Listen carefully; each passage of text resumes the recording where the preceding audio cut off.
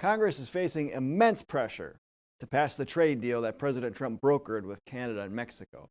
The USMCA, or United States-Mexico-Canada Agreement, is supposed to take the place of NAFTA, the North American Free Trade Agreement. NAFTA has helped to decimate our manufacturing base, as well as be the foundation for the North American Union. President Trump has called NAFTA the worst trade deal in history, yet critics point to the USMCA as being NAFTA 2.0, as well as akin to the Trans-Pacific Partnership, another trade deal that Trump hates and pulled us out of. We'll look at this trade deal in the form of an open letter to President Trump in this episode of Analysis Behind the News, where we provide the perspective that you can use to help save American liberty and independence. Dear President Donald J. Trump, thank you for your insistence and courage that Americanism and not globalism be our credo, and that the future belongs to the patriot and not the globalist. Too many of our U.S. presidents have stood with the globalists of the United Nations and the Council on Foreign Relations instead of standing against them. The result has been a slow but steady deterioration of American sovereignty and, in kind, American liberty. No doubt you are being attacked by the steady state or deep state because of your courage to work against the globalist agenda.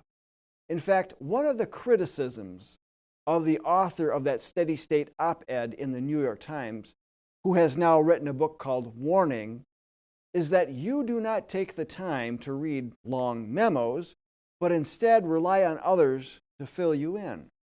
Coupling that with your love of watching televised news, we at the John Birch Society are beginning to understand why you are pushing the USMCA trade deal.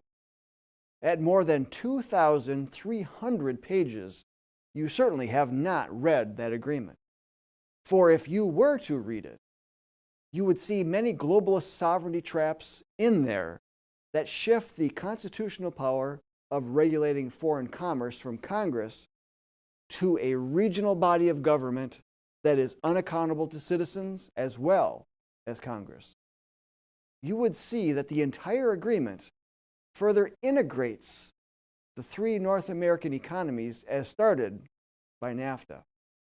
You would see that exact intent in Chapter 26 of the agreement.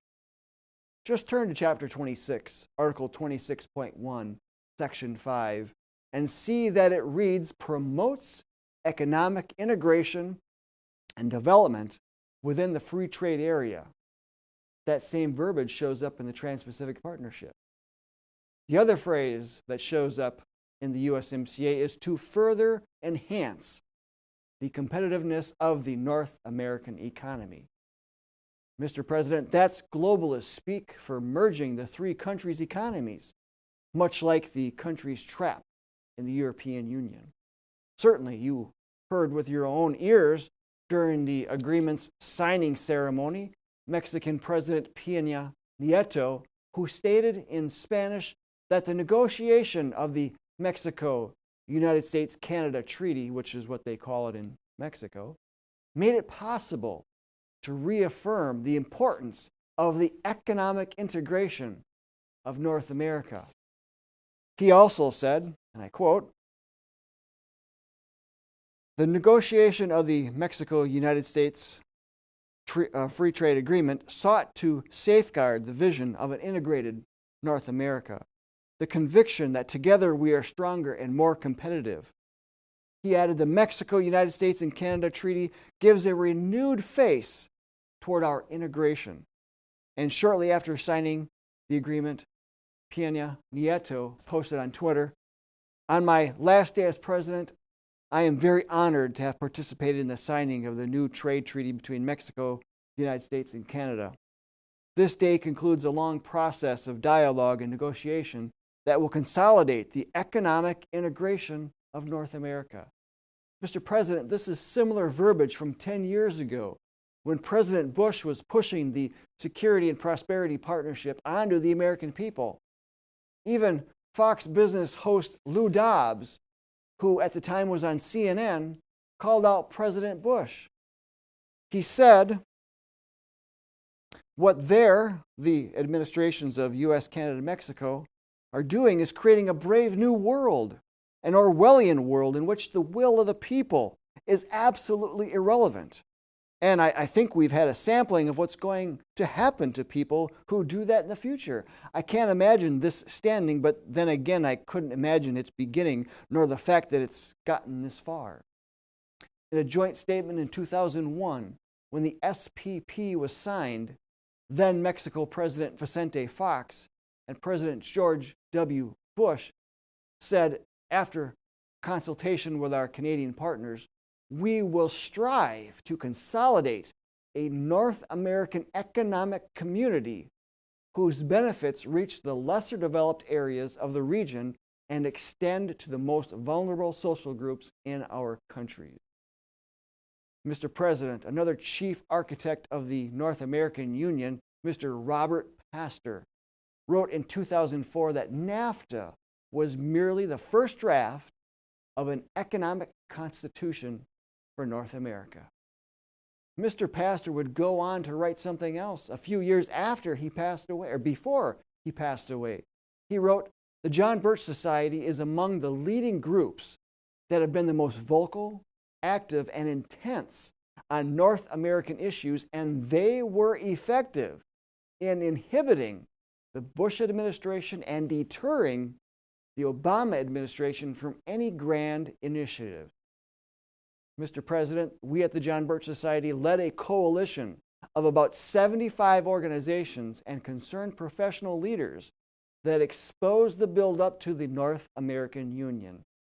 It was headed up by Howard Phillips, the late chairman of the Conservative Caucus, New York Times bestselling author Dr. Jerome Corsi, the late Mrs. Phyllis Schlafly of Eagle Forum, and then John Birch Society President John F. McManus. Lou Dobbs was one of the few in the mainstream media who would truthfully speak on the issue. Books were written and articles cranked out on a regular basis at the time, generating plenty of publicity. So much so that the federal government even took down its own spp.gov website and changed the name of the initiative to help throw off our opposition.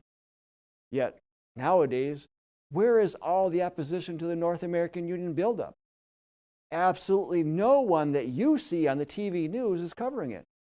Nearly all Republicans are for it, except for the ones that have actually read it. And many trade organizations, chambers of commerce, and others who feed out of the government trough of subsidies are pushing the USMCA. Mr. President, we need you to read it. We need you to boldly stand against the argument or the agreement. We suggest you start with our USMCA Issues Index.